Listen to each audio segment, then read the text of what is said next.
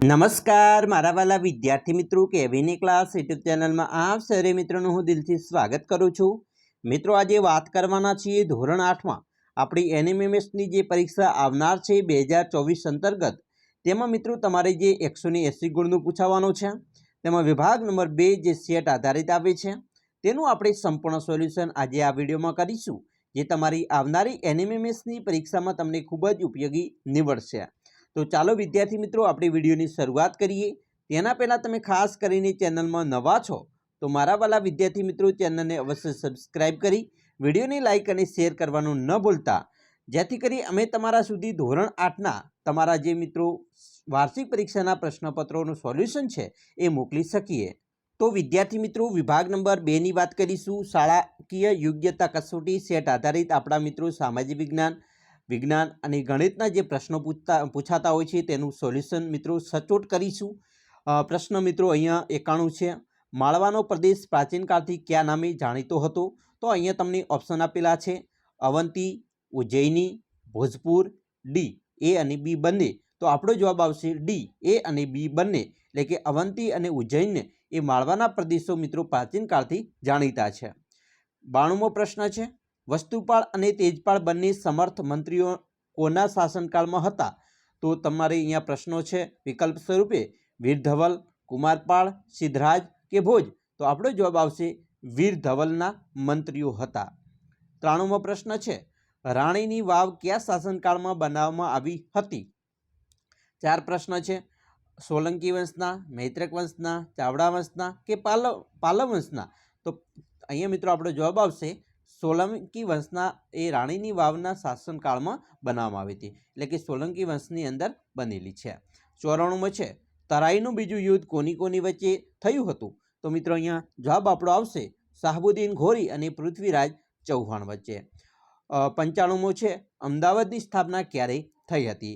તો અમદાવાદની સ્થાપના મિત્રો ઈસવીસન 1411માં થયેલી છે। 96 દુનિયામાં એક જ જગ્યાએ પર્વત પર સૌથી વધુ મંદિરો ધરાવતું क्यू स्थल है?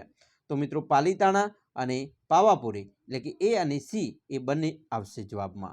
93 ગુજરાતની ક્યાંની બાંધણી વિશ્વ વિખ્યાત છે? તો આપણો જવાબ આવશે બી જામનગરની બાંધણી। 98 ભગવદ્ ગીતા ઉપરની ટીકા કરતી જ્ઞાનેશ્વરી કોણે લખી હતી? તો જવાબ આવશે એ જ્ઞાનેશ્વરે લખેલી છે। 99માં આવશે નરસિંહ મહેતાનું ક્યુ પદ પ્રભાતિયું આજે રાષ્ટ્રીય ભજન બન્યું છે? તો જવાબ આવશે બી વૈષ્ણવ ભજન તો તેની કહીએ તે બનેલું છે। 100મો પ્રશ્ન છે કેરળની મુખ્ય ભાષા કઈ છે? જવાબ આવશે બી મલયાલમ। 101 ભારતમાં ગળીના ઉત્પાદનની કઈ પ્રજામાં છોડવા તૈયાર થાય ત્યારે કાપીને તેમની સીધા કારખાનામાં પહોંચાડવામાં આવતા? તો જવાબ આવશે એ નીજ પદ્ધતિ। 102 19મી સદીમાં ભારતમાં રહેતા જનજાતિઓના સમૂહમાં क्या एक समूहનો समावेश थतो नहीं? तो जवाब आवशे बी वांसफोड़ा। समावेश थतो होय तेवी जनजातिओं में संथाल, खोंड अने मुंडानो समावेश थाय छे। 103मो प्रश्न छे एनफील्ड राइफलना कारतूस पर क्या बे प्राणीओनी चरबी लगाडवानी होवानी सैनिकोनी शंका हती? जवाब आवशे ए गाय अने डुक्करनी चरबी। 104मो प्रश्न छे अंग्रेजोनी छकात नीतिथी समाजनो कयो वर्ग बर्बाद थई गयो? जवाब आवशे ए खेडूत वर्ग। 105 बंधारण सभाना अध्यक्ष तरीके कोण हता? जवाब आवशे बी डॉक्टर राजेन्द्र प्रसाद हता। 106मो प्रश्न छे राज्यसभामां गुजरातनी केटली बेठको फाळववामां आवी छे? जवाब आवशे 11। 107 राष्ट्रप्रमुखनी होद्दानी मुदत केटला वर्षनी होय छे? जवाब आवशे डी 5। 108मो प्रश्न छे નીચેનામાંથી કઈ આપતી કુદરતી આપતી નથી? જવાબ આવશે બી ઔદ્યોગિક અકસ્માત। 109 પૃથ્વી પોતાની ધરી પર કેટલા અંશના ખૂણે બનાવીને ફરે છે? જવાબ આવશે 23.5 અંશનો ખૂણો। 110 કાયદા ઘડવાનું કાર્ય કોણ કરે છે? જવાબ આવશે સી ધારાસભા। 111 શેના કારણે પૃથ્વી પર ભરતી ઓટ આવે છે? જવાબ આવશે સી सूर्य અને ચંદ્રના ગુરુત્વાકર્ષણને કારણે। 112 ગોવિંદ ત્રીજો કયા વંશનો શાસક હતો? જવાબ આવશે એ રાષ્ટ્રકૂટ વંશનો। 113 ગ્લોબલ પોઝિશનિંગ સિસ્ટમનું ટૂંકું નામ શું છે? તો જવાબ આવશે જીપીએસ. જીપીએસ એટલે ગ્લોબલ પોઝિશનિંગ સિસ્ટમ. 114. ભારતમાં કુલ કેટલા કેન્દ્રશાસિત પ્રદેશો આવેલા છે? જવાબ આવશે ડી 6 કેન્દ્રશાસિત. 115. સમુદ્રમાં ચારે બાજુએ પાણીથી ઘેરાયેલા જમીનના ભાગને શું કહે છે? જવાબ આવશે સી ટાપુ. 116. ભારતનો પ્રથમ મુસ્લિમ શાસક કોણ હતો? જવાબ આવશે સી કુતુબુદ્દીન ઐબક. 117. હસન સુલતાન બનતા તેણે પોતાની શાહી વંશનું શું નામ રાખ્યું? જવાબ આવશે બી બહમની. 118. નર્મદા યોજનાના લાભાન્વિત રાજ્યોમાં કોનો સમાવેશ થતો નથી? જવાબ આવશે છત્તીસગઢનો સમાવેશ નથી થતો. 119. પૃથ્વીની ત્રિજ્યા કેટલા કિલોમીટરની છે? જવાબ આવશે 6331 કિલોમીટર. 120. રણ પ્રદેશમાં ઘસારણ અને નિક્ષેપણનું મુખ્ય પરિબળ કયું છે? જવાબ આવશે પવન. 121. પૃથ્વી પર કેટલા મહાસાગરો આવેલા છે તે જણાવો. જવાબ આવશે એ 4. 122. રેતાળ પથ્થર કયા પ્રકારના ખડક છે? જવાબ આવશે જળકૃત બી જવાબ. 123. ભારતમાં કેટલા જ્યોતિર્લિંગ આવેલ છે? જવાબ આવશે એ 12 જ્યોતિર્લિંગ. 124. કયા દેશના શહેનશાહની મદદ વડે હુમાયું કાબુલ અને કંદહાર જીતવામાં સમર્થ રહ્યો? જવાબ આવશે ડી ઈરાનના. 125.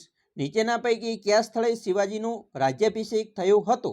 જવાબ આવશે બી રાજગઢમાં. રાયગઢ આવશે. 126.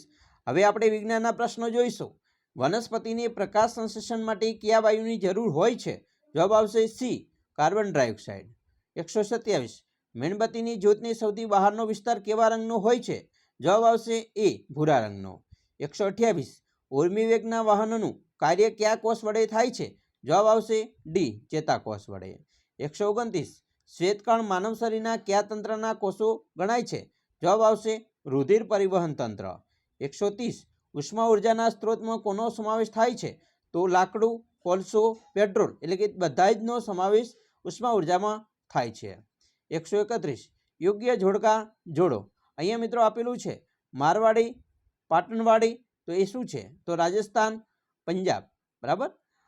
પછી બાખરવાલ, નાલી અને રામપુર બેસાયર આ મિત્રો કઈ જાતિની અંદર જે ઊન છે એ જોવા મળે છે? તો ચાલો આપણે જવાબ જોઈએ.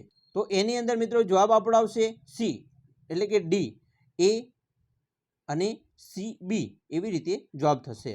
132. ઉષ્માનું વહન કઈ દિશામાં થાય છે? તો જવાબ આવશે બી ગરમ પદાર્થની ઠંડા પદાર્થ તરફ. 133. સંજય ગાંધી વન્યજીવ અભયારણ્ય ક્યાં આવેલું છે?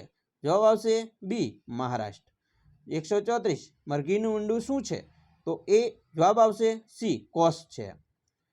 135. ફલન દ્વારા નિર્માણ પામતી રચનાને શું કહે છે? જવાબ આવશે સી યુગ્મનજ. 136. સસ્તન પ્રાણીઓ અપત્ય પ્રસવી છે પરંતુ તેમાં અપવાદ છે. જવાબ આવશે બતક ચાંચ. 137. હાઇડ્રોજનના પરપોટા બેટરીના કયા છેડા પાસે બને છે? જવાબ આવશે બી ધન ધ્રુવ પાસે બને છે. 138. સમતલ સપાટી પર થતું પરાવર્તન કયું હોય છે? જવાબ આવશે બી નિયમિત પરાવર્તન. 139. કયો અવકાશી પદાર્થ પોતાની પ્રકાશ ઉત્પન્ન કરતો નથી? જવાબ આવશે સી ચંદ્ર.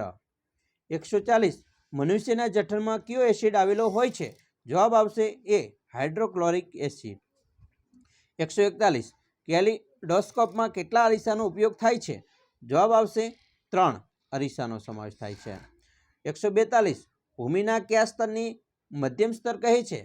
તો આવશે જવાબમાં બી સ્તરને. 143. નીચેનામાંથી કયું સજીવ માત્ર અજારક શ્વસન કરે છે?